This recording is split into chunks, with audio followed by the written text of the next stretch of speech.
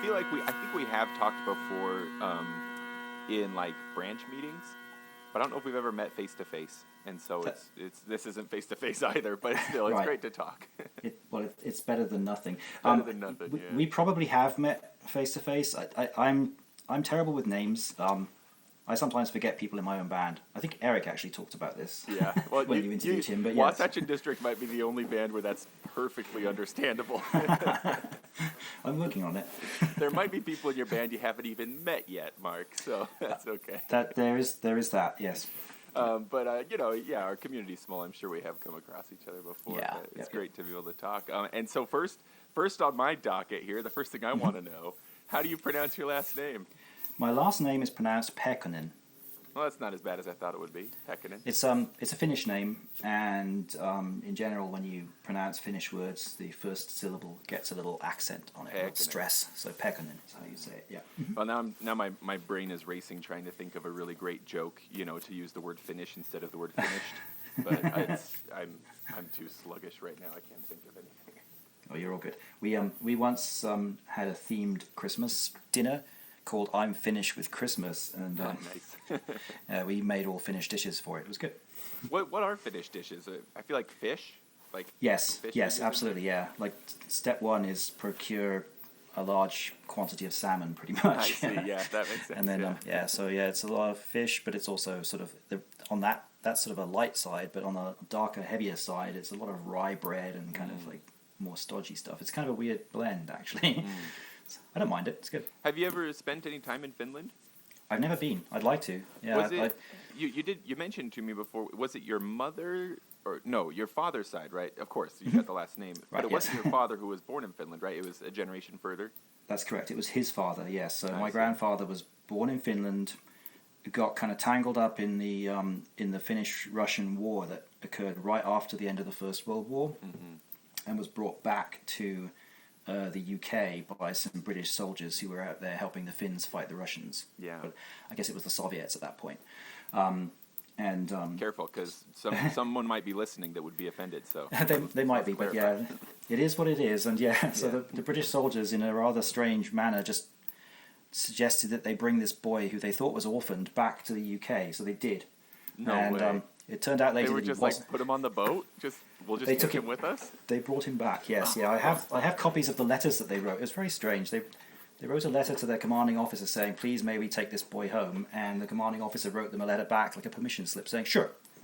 Like a puppy. They're just "Look, we found this kid. We want to take him home. We'll take care of him. We promise. We'll feed him and water him every day. He can sleep next to our cot." That was pretty much it. Yeah, and it so they brought him back, and then apparently upon return, the soldier who'd requested it, his wife said, "Well, absolutely not," because he hadn't already consulted with her, and so a different family took him on, and he was raised from the age of 7 in the UK as kind of a British, like English country boy, basically, and so so because of that, I have this weird Finnish name, which I otherwise wouldn't have. Very across multiple generations, very culturally British, huh? Yes, yeah. But that's got to say something about like a man's brain too. That he's like, well, I checked with my commanding officer, sweetie. Why isn't this okay with you? Yeah. I mean, we're talking about like 1919 here now, right? So, what was thought to be logical and acceptable back then was quite different, especially since we'd just come out of the First World War, which was neither logical nor acceptable, really, was it? Wow. Hey, let's get deep right now, man. Let's talk. Hey, actually, it's an obscure thing, but like lately, music-wise, some of the folk music that came out of Finland and out of Russia and what is that? Belarus? Is that the little country that's west of Russia? Up in that corner, you're talking about places like Estonia and Lithuania. Right, Estonia and stuff. Yeah. The music that came out of that time in that part of the world is really digging its way into my ear lately. There's some interesting, beautiful folk music from out there. Yeah. Anyway, so that's okay. So we got started. We got started with one side of the family, but the other side of the family, you got some Scotland coming into you, right? Indeed, yes, yeah. It's Is that the same kind of story? Did someone get kidnapped and brought across to England? Or? No one that I'm aware of was kidnapped. The Scottish side of my family sort of is on my mother's side, and it sort of came from various parts of Scotland. The part I know the most about is on my mother's father's side, because they were Macphees, and they had a lot of money eventually. I mean, they didn't initially when they were just Highlanders. They were poor as dirt, but as were so many. But as time went by and the Macphees kind of moved into the city, or my branch of the family anyway, became... they got into like the whale oil business in the 1700s, which I gather was quite big. But then gas lighting replaced whale oil, like oil lamps. And so when that happened, they got out of the whale oil business and got into sugar refining. Oh, gotcha. And they became quite wealthy. So there was kind of Macphees was a brand of sugar that was quite prevalent, kind of right through the 1800s and into the early 1900s. And so I know more about that family because rich people tended to have their lives documented a little bit better than poor people, right? So I can trace that back quite nicely. But all of the other portions of my family on my mother's side are Scottish, either Highland or Lowland, to some extent or another.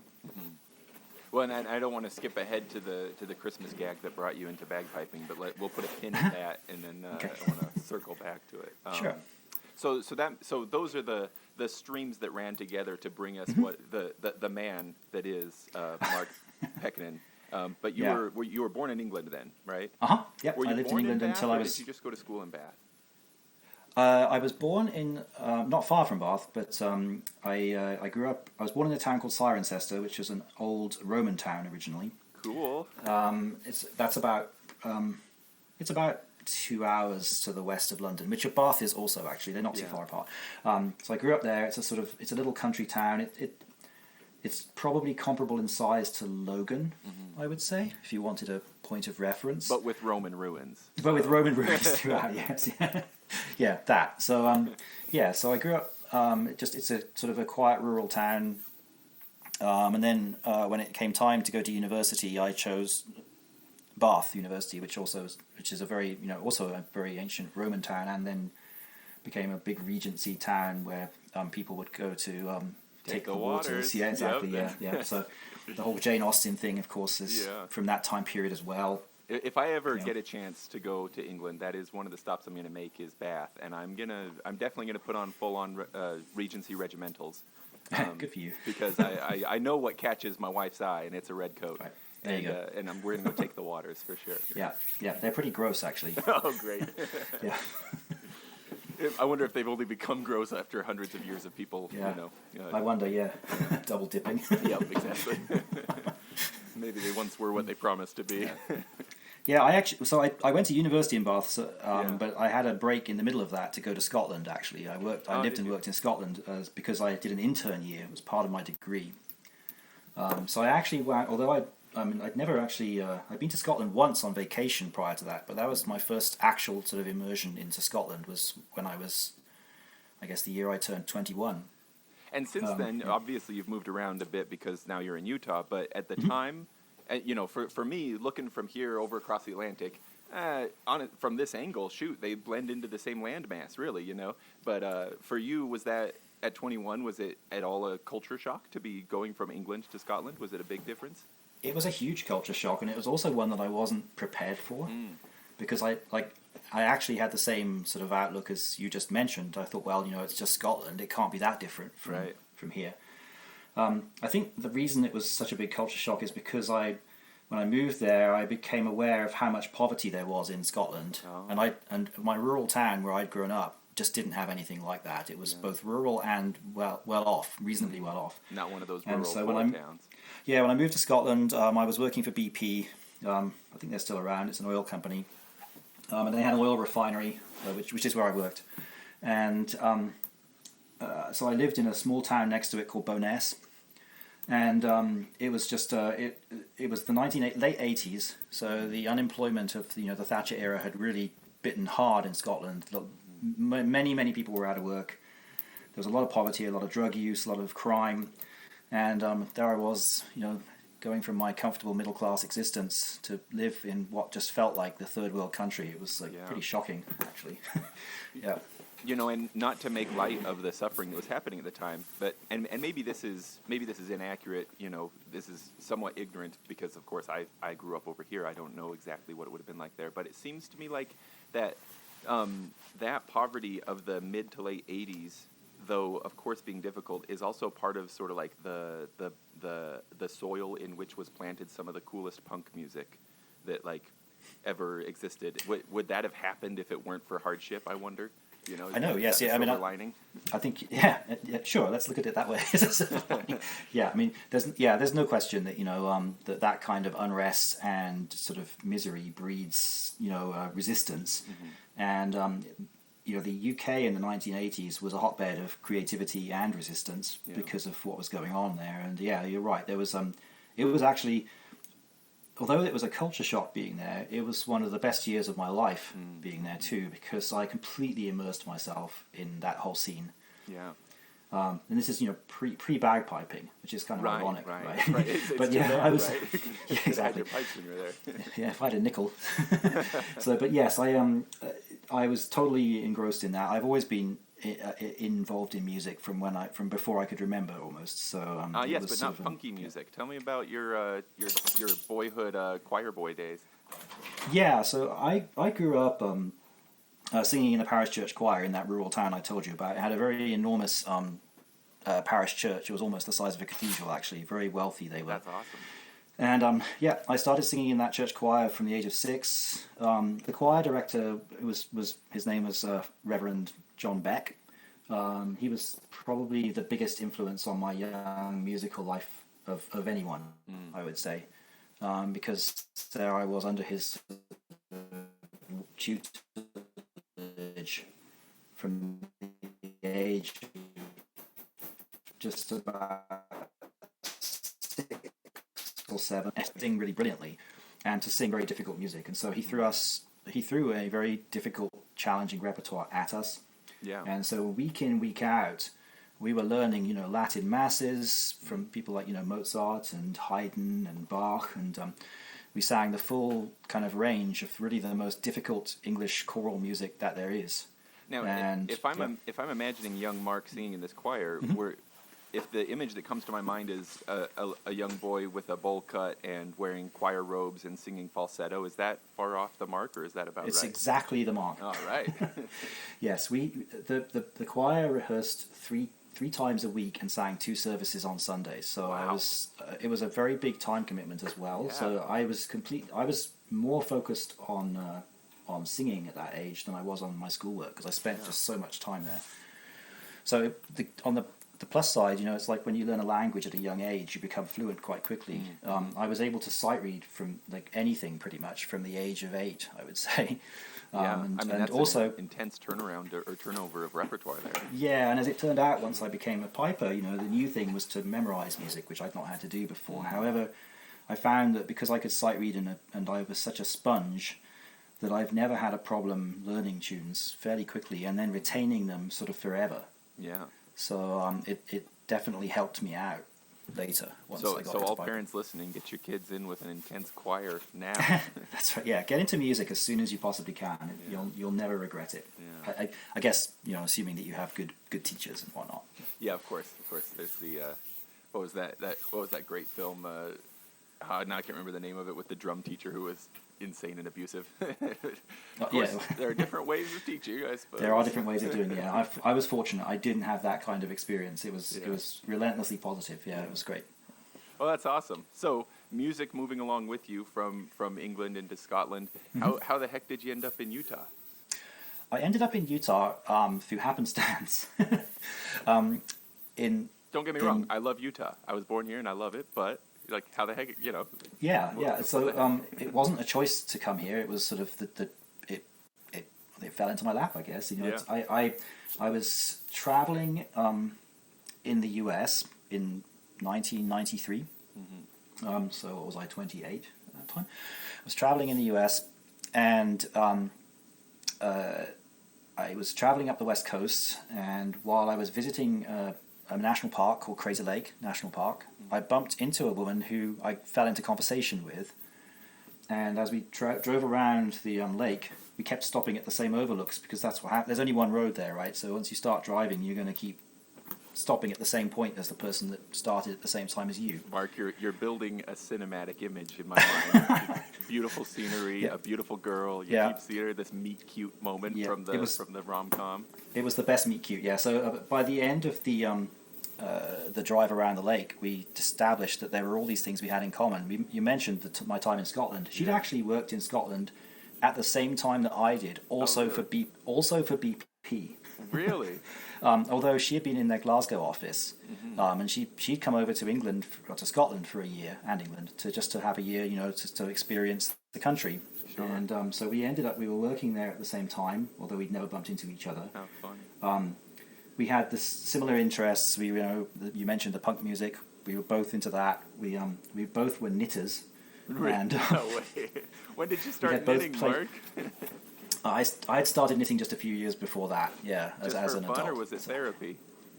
It was because I really wanted to be able to knit. That was literally cool. just it. And my mother was a very, very good knitter, and she showed me how, because I pleaded with her to do it. Yeah.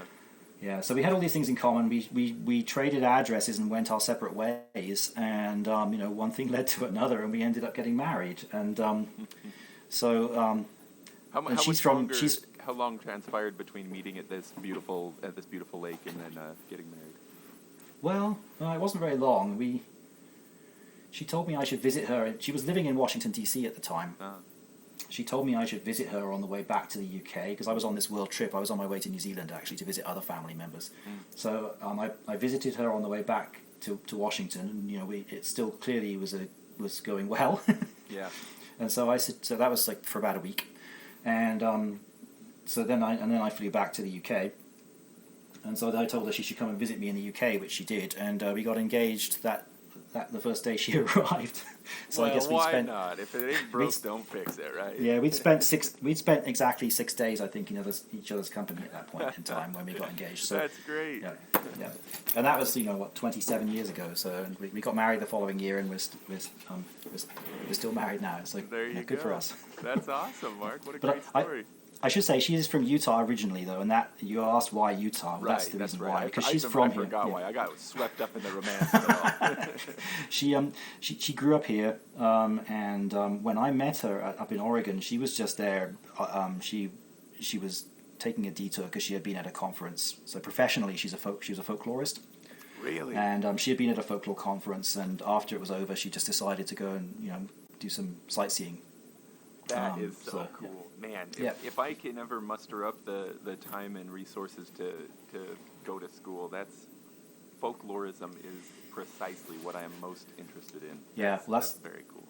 I can see from your interests that would make sense. Yeah, you're very perceptive. When I met her, she was just finishing kind of a job at the Smithsonian in Washington D.C. Yeah, and she was getting ready to go back to graduate school. So she was professionally a folklorist, but getting ready to become a student again. So she went back to school to get her PhD, and so she was just getting ready to move to Buffalo, New York. So to do her PhD there. So when we got married, I moved to Buffalo with her. So for the first 10 years of our marriage, that's where we lived, and then after 10 or so years, we moved back here to Utah, where she grew up. And so that's where we've been ever since. So I feel like all I ever hear about Buffalo is that it's very cold. It is cold. Yep. There's more to it than that, though, right? It's not really colder than here. Yeah. But it stays colder for longer. Was what I found. Like here, the spring shows up in sort of March, maybe April. But in Buffalo, the ice and snow would drag on right through May. Winter to summer. Yeah, it's more pleasant here. The cold is sort of a little more tightly bound. Yeah. Mark, when you first started telling me about your life, I thought that I wanted to be you because your life sounds so fun. But now I think I'd rather be your wife because her life sounds really cool, and then I could be married to you, so I'd get everything. Wow, it'd be awesome. Well, I'll keep you posted, but I think we're good for now. Things are going well so far, so yeah. So right. Yeah. Maybe in another 27 years we can review. Right. But. Yeah. So, was it in Buffalo that you picked up the pipes? It was actually, yes, yeah. So it was while I was there, sort of towards the tail end of our stay there, I suppose. Yeah. But yes, yeah, I kind of fell into that. Yeah, and that's where I learned. Yeah, and so how did that happen? Your not exactly Scottish mother made a mistake, I think, is what she, is that how she would say today? I'm not sure if I'd characterize it as a mistake. She always, my mother was always could give you good presents, right? She came up with these funny gifts that were often a bit quirky. Yeah. And one particular year, she sent me this box, and in it was a brown practice chanter and a CD that said "Teach Yourself the Bagpipes." And she told me that she thought it might be fun or funny or both. Just because of our Scottish background and because of my musical background, she thought it would make sense. And so it was sort of partly a joke, but not completely joking. It was it was well tailored, I guess, to my my interests. Yeah.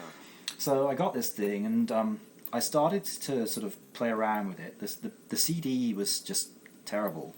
It had some it was like a very poor quality practice chanter. I mean, honestly, this thing probably splinters, not all the the thing probably cost $10. I bet you. Right? It was it really wasn't high quality at all. Yeah. And I remember that the little music book that came with it had no grace notes in it either. So it wasn't really a bona fide piping book at all. So I played around with this thing for a few months, I guess, and I thought this is kind of fun, but it doesn't seem like it's really leading me anywhere. Yeah. And so I thought, well, how do I take this to the next level if I wanted to take it more seriously? And so there was a Highland Games going on just in the Buffalo area, and I decided I'll just go there and I'll ask someone, because there's probably someone there who knows. Bound to be a piper there, yeah. Yeah, so, sure enough, there were pipe bands there, and I went up to one of them, and I introduced myself to the pipe major of the band, and I said, here I am, I've got this thing, I don't really know what to do with it, and what could you recommend? And he said, well, come to me for lessons. And so his name was Joe Barschnagel. He was a firefighter in the Buffalo / Niagara Falls area. I gotta say, Joe Barschnagel is just the best upstate New York firefighter name I've ever heard in my life. Great. He's actually of Swiss extraction originally, but his family had lived in Buffalo for several generations. But, well, it sounds about right. He'd been part of the Buffalo piping scene for quite some time, and he had played in quite a few competitive bands, but then he'd gotten kind of tired of the sort of grind of competing, and so he'd started his own band that was more like a performance band. So they would do concerts.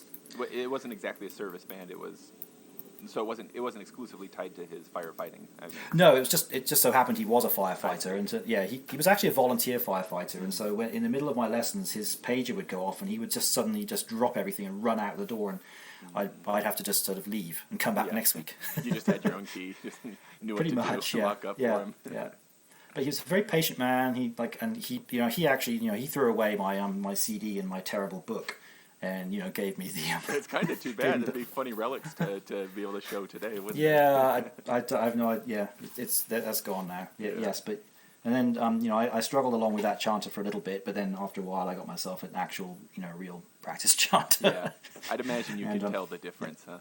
Oh, yeah, and of course things went much better once I had that, and so, and then, he helped me get to the point where I could get my pipes, which I did, and so he helped me get up on pipes, and I played with that band for 2 or 3 years, I suppose, until we left Buffalo. Yeah, and you mentioned that you had previously played oboe, saxophone, stuff like that. Mm-hmm. Do you feel like that made a big difference in being able to learn pipes quickly?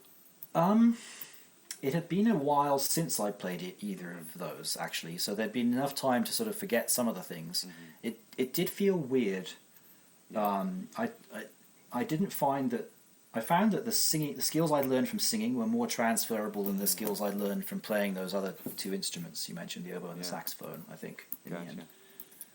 No, it's just interesting. I've known a few people who have picked up pipes who, if they'd previously played clarinet or something like that, the dexterity in their fingers was helpful.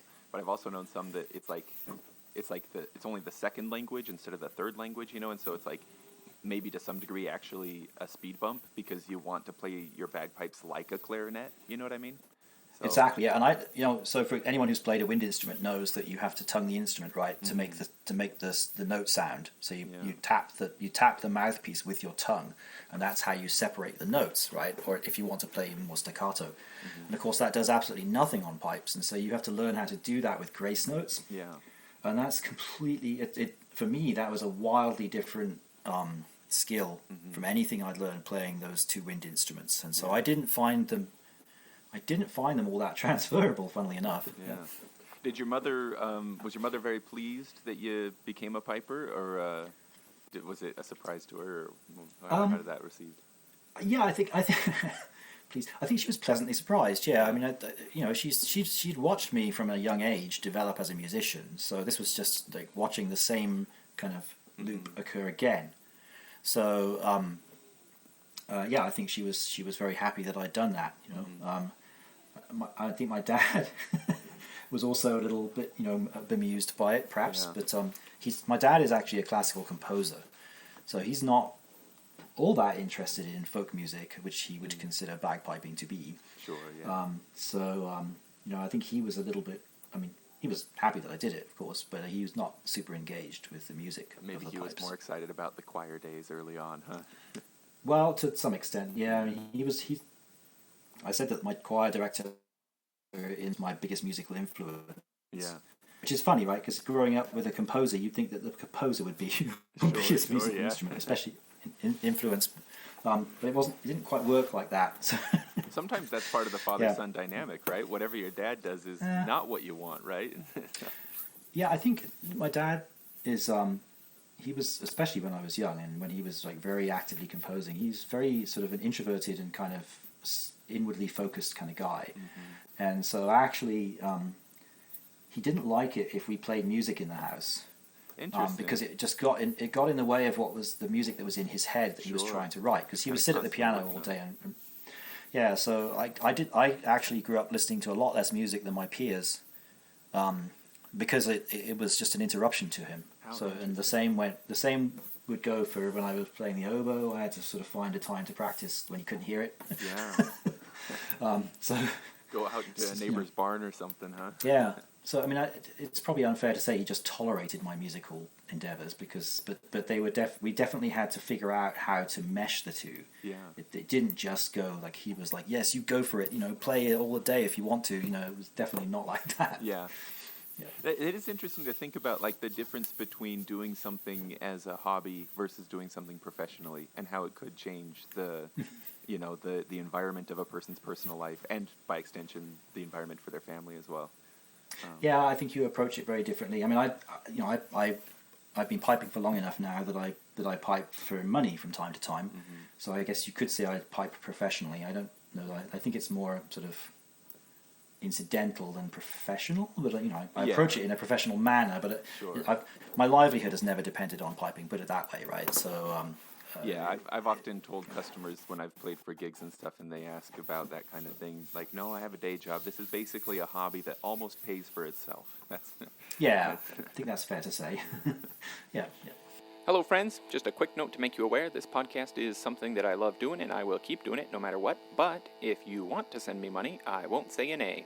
The easiest way to do that is through Patreon. Just go to patreon.com/DroningOnPodcast. We do regular drawings for bagpipey albums, books, sheet music, and more, including Droning On swag. All patrons are in the figurative hat from whence the names of winners are drawn, and there are other benefits to members as well. They're all listed there at patreon.com/DroningOnPodcast. And speaking of swag, another way to support the show is to buy cool stuff from my little online shop, bagpipeswag.com. There you can find Droning On stuff, as well as other pipey and drummy things that my friends and I make. And if you feel so inclined, I genuinely invite you to follow the show on Facebook. It's super fun to have a way to interact over there, to discuss past episodes, and I also like to bounce ideas off of you, my friends, ask you for input on upcoming interviews, that kind of stuff. I'd like to invite you to join in on virtual book clubs and probably lots of other cool stuff that I just haven't even thought of yet as of this recording. It's easy to find. Just get on Facebook and search Droning On Podcast. And if Instagram is more your jam, we're also on there at droning.on.podcast. You can also email the show at thedroningonpodcast@gmail.com. And links to these sites, social media accounts, and more are in the show notes. Leaving the show a positive rating and review helps others to find it, so feel free to do that. And thank you again for listening, you cool human you. Well, very cool. So then you end up back in Utah already having played the pipes, and so you land directly in Wasatch, or are you floating by yourself for a little while before you join a band? It wasn't very long.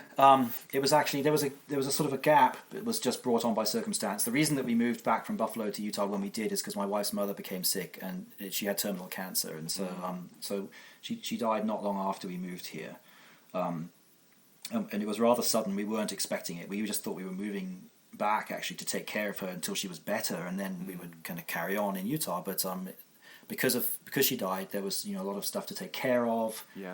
Funeral and the estate and things like that. So, what I had to sort of put off. I was kind of on a roll with piping before we left, and so I had to put that off. And then I had to I waited until the dust had settled on all of the personal stuff and family stuff. And then I thought, okay, well now I don't want to miss a beat here, so I'm going to get back. I'll find out who I should play with, and.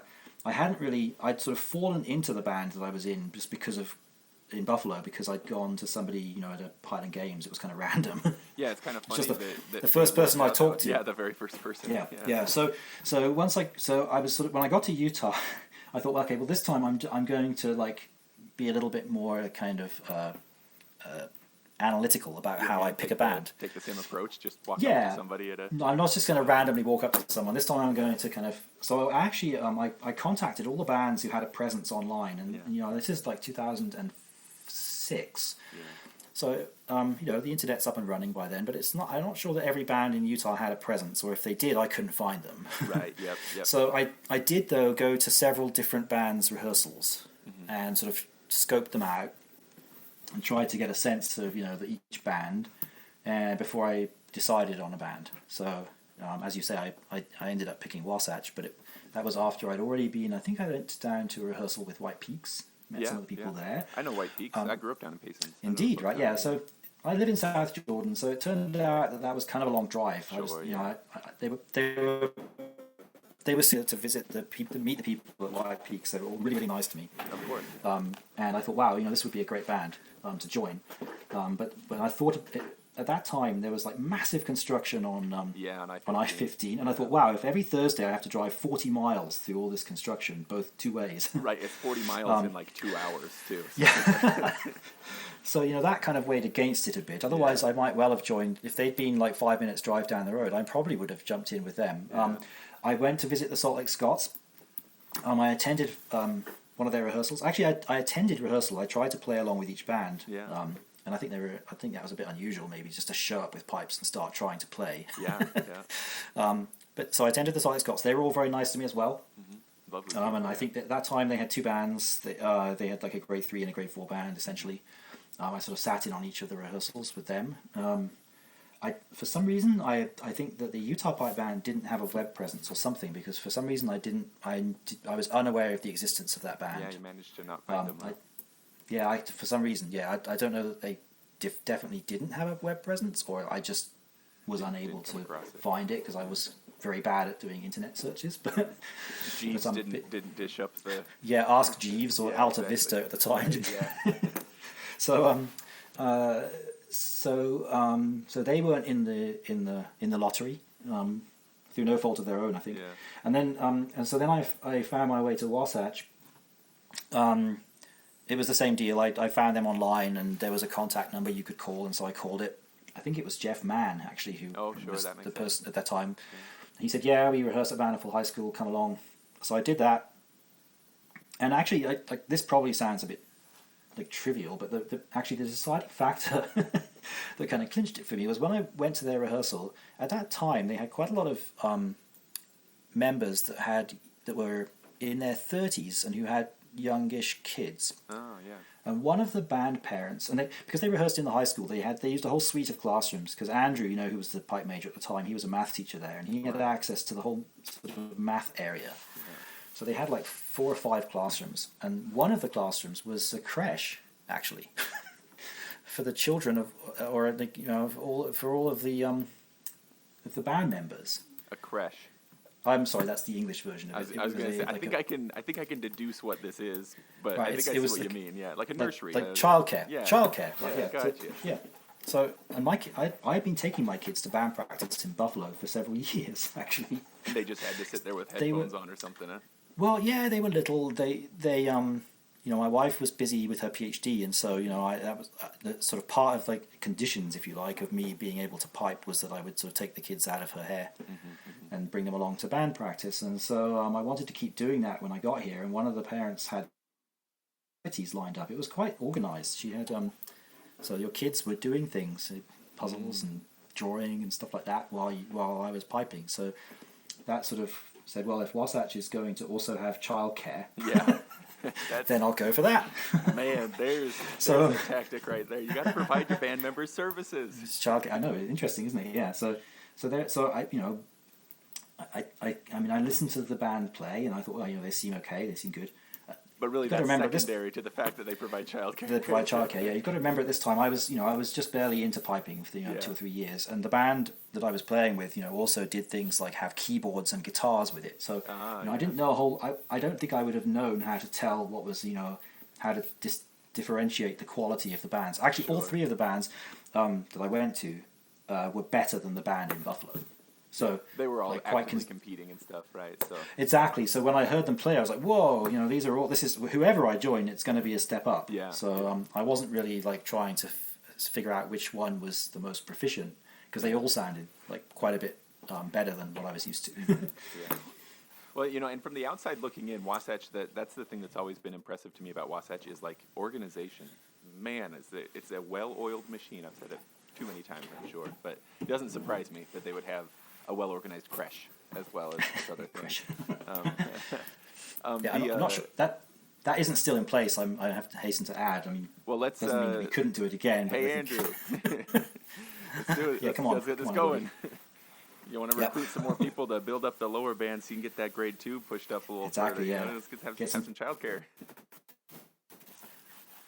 Get some childcare going. Yep. Yeah. Now, so you joined it, and that was in 2006. If I'm remembering right, hadn't Wasatch only just started like 2004 or so? Like pretty. That's correct. Yeah. Not all that long before. I knew nothing. I knew nothing about this. Absolutely nothing. I didn't bother to ask them how long they've been around. Sure.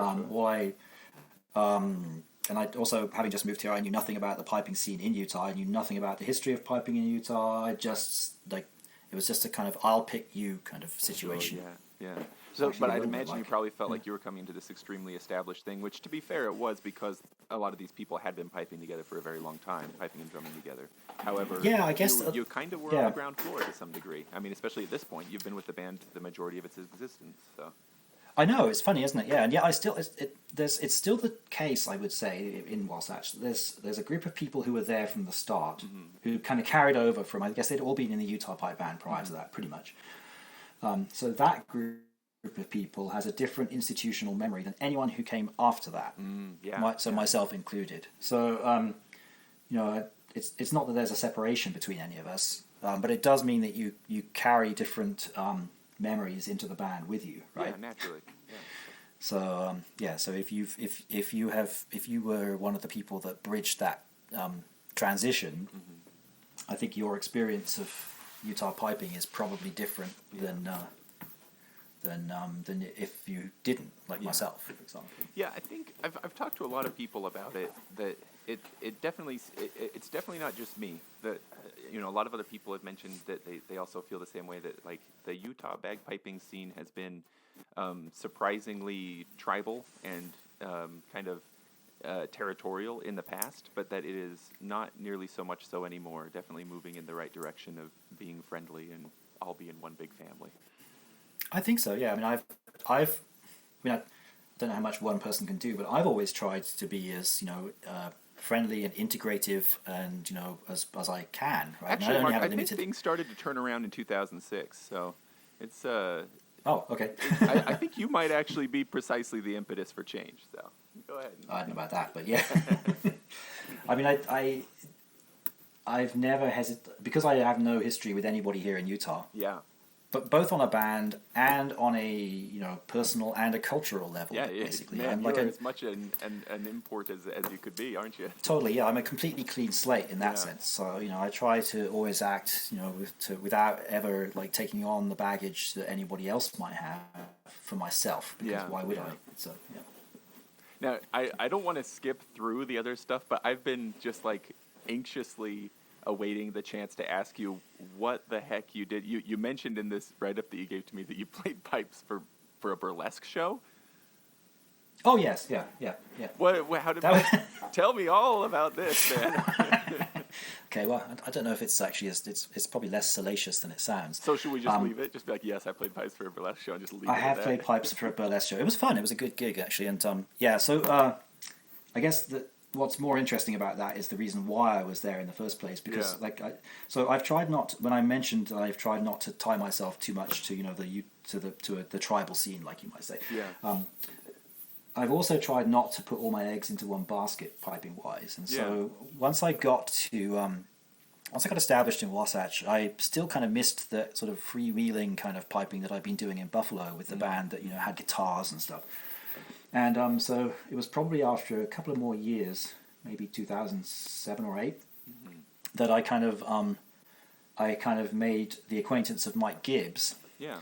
And got into the Heathen Highlanders, right? And so what they were doing was playing in bars basically at that time, and that I'd never really done, but it was much more like what I'd been doing in Buffalo, and I kind of missed that, kind of rough and ready piping. Yeah.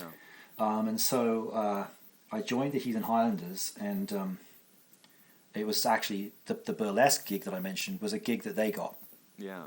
They were asked to play at the opening of a burlesque show that was being set up. And in fact, the organizer of that, a woman called Jen Teresevich, is someone who I've known now for quite a few years, not just through the sort of agency that she runs, which does these kind of, exotic performers type things. I guess I'm technically an exotic performer now.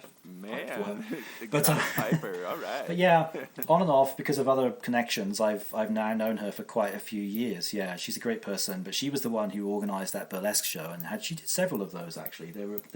Her group was called the Voodoo Darlings, and it was a lot of fun actually. It sounds more racy than it really is, to be honest. It was. Don't apologize for it, Mark. It's wonderful. Yeah, it's. I hope you have a mini kilt that you wear for those burlesque shows. I didn't. I wore my normal kilt. I'm not gonna. I will never put on a mini kilt for anybody. Not even for no one needs to see that. I'll let Eric Evenhouse do that. There you go. He'd do it, wouldn't he? He'd do it. Yeah, he'd do it. He probably has. He's probably waiting for somebody to ask. He's got one ready to go. I think so. Yeah. Now, and just for anybody who doesn't know already, the Heathen Highlanders, I'm only vaguely aware. Like, I saw the cool video that they did a few years ago at Hale Center with the stages rising out of the mist and stuff like that. Yes. Is it usually like around a quartet, quintet or so, kind of a smaller group of pipes and drums, or is it pipes exclusively? What's kind of the makeup of the group? Pipes and drums, and whoever else sort of is like hanging around. Yeah, I mean, if you ask Mike Gibbs, he started it with Dave Glad quite a few years ago because I think both of them were become disenchanted with the band scene, and they wanted an outlet for their piping. And so they became Heathens. And then once they started doing that, it's like other people who were interested in sort of being involved with that kind of piping sort of attached themselves, and it's not an official organization. It's more of a group that's sort of anchored by Mike and Dave. Yeah, I get the impression it's kind of fluid, like how many people show up at the gig and stuff like that. Yeah, I mean, I've been a fairly regular member. Like, I'm not really a member. I play with them. For a decade or more now. So, and Hale, the video you mentioned was recorded on the back end of us being booked to play for Brigadoon. Yeah. So Mike got that booking, and we played for every performance of Brigadoon. We divvied it up amongst ourselves because it's just a solo piping gig. So one or other of the Heathen Highlanders played at every performance, and we at the end of it all, we asked if we could use their stage to make that video. Yeah. And they said yes. Video. I'll dig it up and put a link in the show notes if anybody wants to see it. It's very cool. Really enjoyed it. Oh, it was fun. Yeah, that stage. In fact, during the performance, the opening scene, the piper is the person who starts the performance. Oh, really? And you come up on that rotating stage from below the stage up through the mist playing. Yeah, that's cool. that's the opening of the show. I loved doing that. It was opening those shows in Brigadoon. That's been 10 years ago now almost. It's been surprising how long ago that was. Weird. Yeah, and that's, I don't know if anybody listening hasn't been to the Hale Center Theater here locally. It's a theater in the round, and so it makes any production interesting in that way. But yeah, I'll link to the video, and anybody can get an idea what that stage space is like, and you'll be able to see what that visual would be like to open up a show. I imagine it's very dark, lights only shining from the fog and mist as it comes up. Yeah. Very cool. Yeah, it was great. Like the city of Brigadoon itself, up here. Exactly. Yes. Yeah. I did a Brigadoon a little while ago, but it was a smaller local community theater, not nearly as much of a production, but it was fun for sure. Lots of fun. I can imagine that Hale Center would have been great. It's been a few years. I think they should do it again. It's probably time. Yeah. They do rotate their shows, so it's not just their stage. Right. Not just the stage, right. They've got the new I would say though that exactly right. Yeah, that was before they moved to the new facility. Yeah. I would say though that like actually one of the ways I was able to meet people from other bands was actually playing in the Heathen Highlanders, because as part of their rotating kind of roster of people, there are people who played with other bands, right? Who come and play with the Heathen. So that's how I kind of met several other people who were connected to Utah piping quite independently, along the way. I met Ian Williams, for example, I think through the Heathen Highlanders probably initially, and also people like Jason Hansen, who plays drums, top guy, right? And so, all these people that were playing with other groups, Jesse Fry, like all these great people that I play with in the Heathens play in other bands. Yeah. Other bands than Wasatch, I should say. And you've got still other baskets that you're putting your bagpiping eggs into. Did you helped start the Pembroke Society here? That I feel like, did that start right when COVID started, and is that part of what had made it so it kind of started and has kind of paused a bit, or had it started before COVID? Oh no, it started quite a long time before that. Yeah, so that's just my awareness, I guess. It's been through. Like, I'm not sure I could say I started it because it didn't really continue. We started a Pembroke Society in Utah. Myself, Justin Howland, and Johnny Miner, and a couple of other people kind of got together, probably in about 2000 and I want to say 9 maybe. Just gathering at each other's houses just to play over tunes, really. Honestly, that I think is before I even knew what a Pembroke is, and which is embarrassing to me because I've been playing pipes for years and years, but I just didn't even know about the musical form until about 2010 or 11. Yeah, I sort of became aware of it. Although the band in Buffalo was kind of a freewheeling show band, the pipe major was also a fan of Pembroke, and so he did teach me a couple of grounds.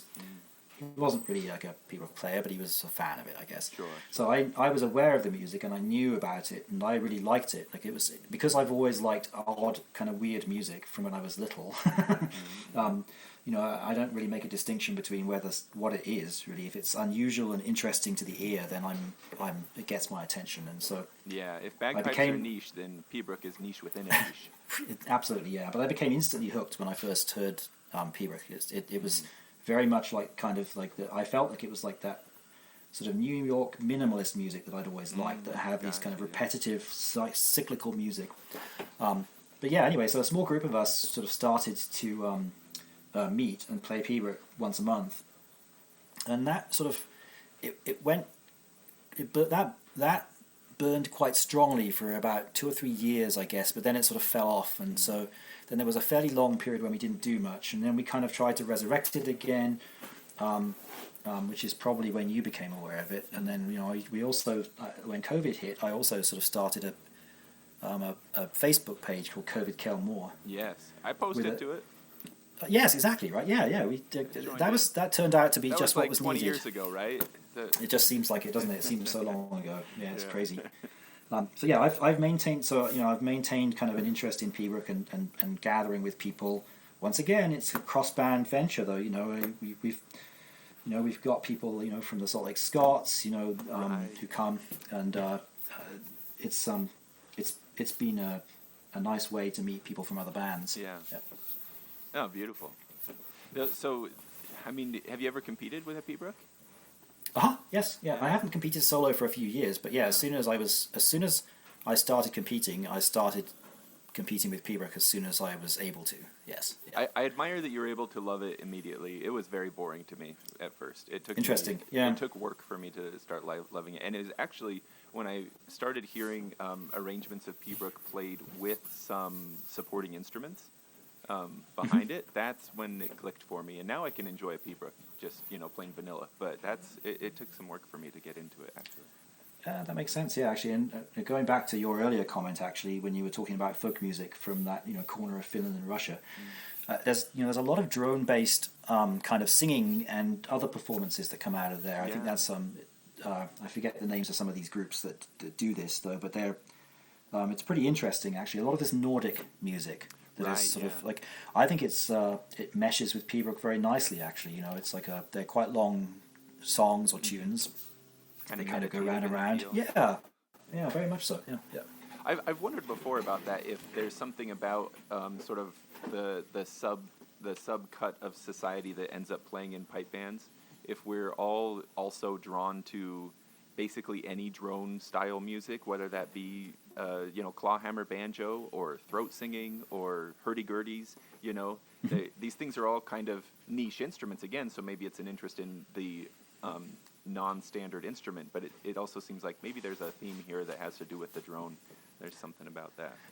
I could definitely see that. Yeah, I find myself drawn to it very much so. Yeah, and including some of these older types of bagpipes, and you mentioned hurdy-gurdy as well. I mean, it's sort of my future project bucket list thing is to build a hurdy-gurdy and learn how to play Mark, it. Let me know if you ever get started, because that's top of my list as well. Yeah. Have you been aware of the nerdy-gurdy kits that you can get wood cut and you can assemble them?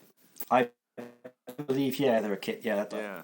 This is kind of on my list of things to do. So yeah, I'll one of these days I think I'm going to do that. I love the sound of the hurdy-gurdy. I think it's fascinating. Oh, me too. Yeah. Well, let me know if you dive into it. I'll do the same. I will do. Yeah, we should start a group, huh? Yeah. So music has been like with you throughout, and I wonder, do you feel like looking back, the fact that as a child you mentioned that you sang in big places, Royal Albert Hall. Mm-hmm. Yep. Mm-hmm. David Gilmour played there. You got to stand there and play where he was, and others. Of Pink Floyd? Yes, of Pink Floyd. All right, this shows this is how high my brows go. Yeah, I don't think I'm not sure I would associate the Royal Albert Hall with Pink Floyd immediately. But you're right. That was a bad association for me. Yes. I should have gone to a chamber choir or something instead, right? But I'm just saying, like, you've been in big places since before you would have known, and like, I imagine that as a child you wouldn't have known you should have been nervous, like it would have just been like, oh, this is where we're singing today. So now today, when you go play Brigadoon or go do a gig with Heathen Highlanders, do you ever get nervous? Ever? I always get nervous before any kind of public performance, but I never get excessively nervous, should we say. So depending on what it is, there's a little flutter of nerves. Sure. But I think you're right. Having been used to putting myself in front of a large audience from a young age, just the fact of there being an audience isn't particularly scary to me, should we say.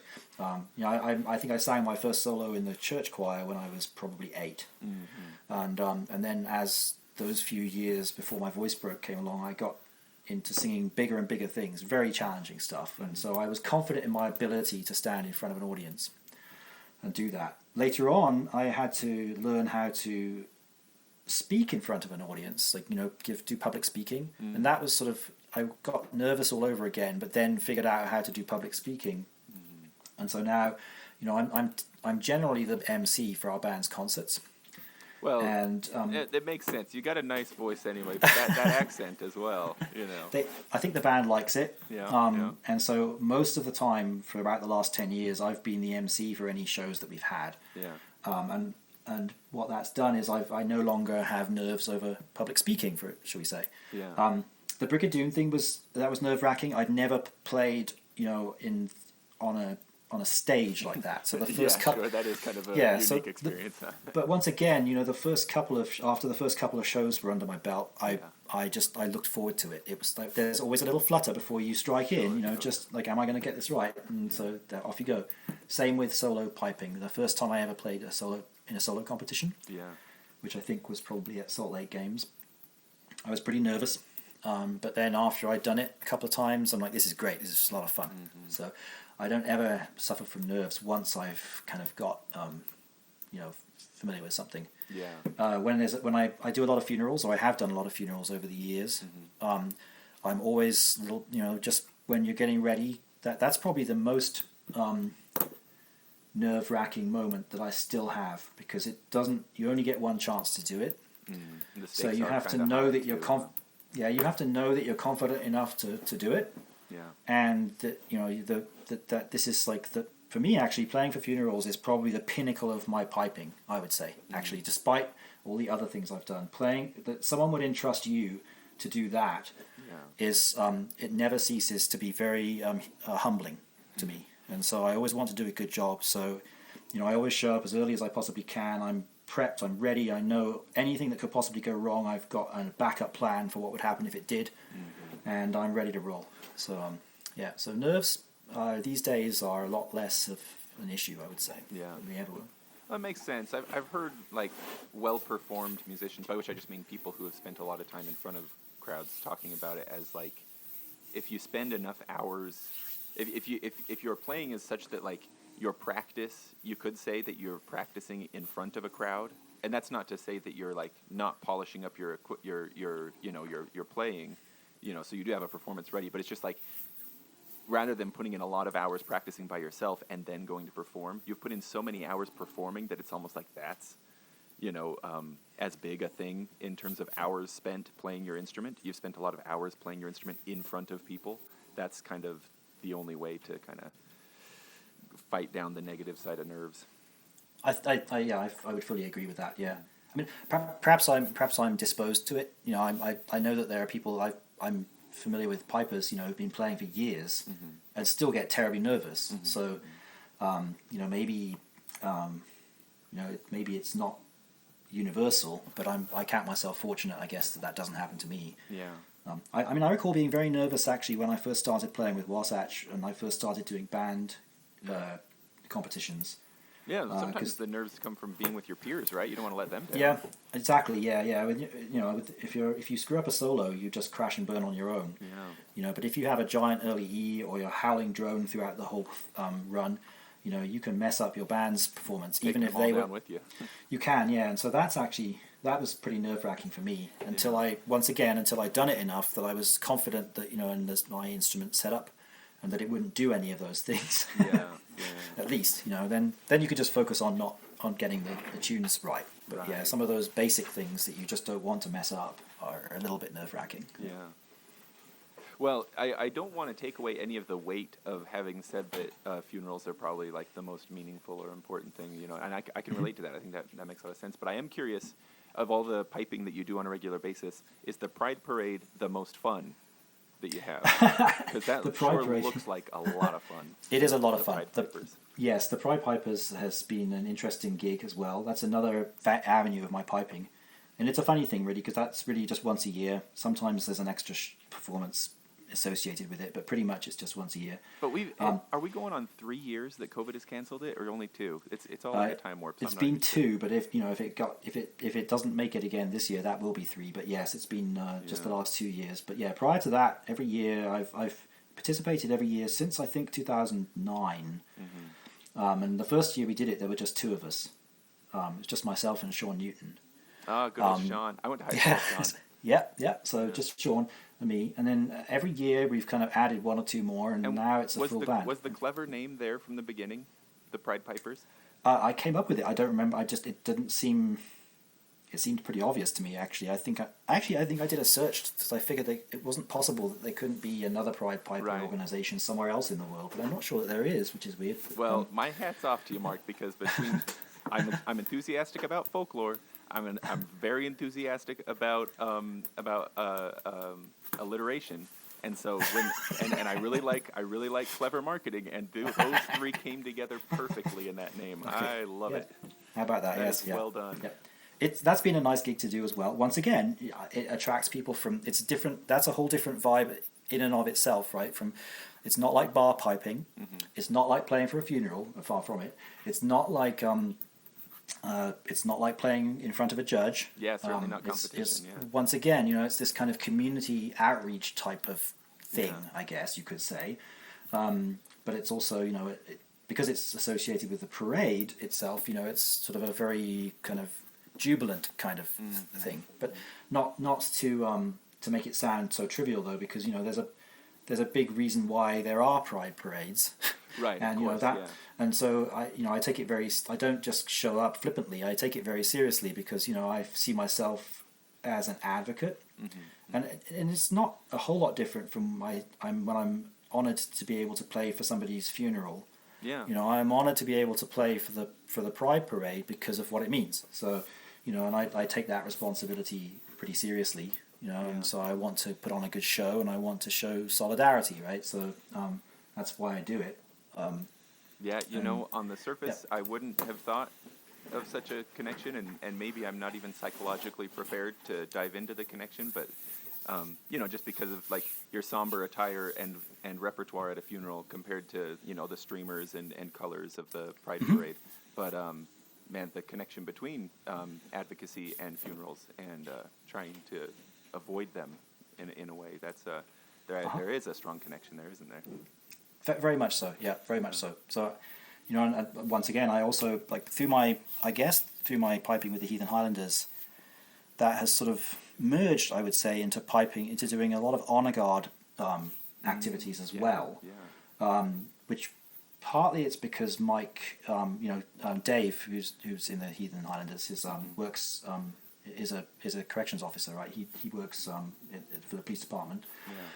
Yeah. So therefore, I've ended up playing for a lot of high-profile funerals with a bigger group, with the honor guard, with the firefighters band, and so those are somber occasions where once again you want to do a good job, but it's not about you; it's about them, right? Right. Yeah. And so you have to make sure that you're approaching it with the right mindset, I think. And, you want to do a good job, but you don't want to be stealing the show, as it were. Exactly. Yeah. So you want to enhance that sad event. Pride Parade, I think I bring into it the same sort of sensibility in the sense that I want to enhance that joyful event.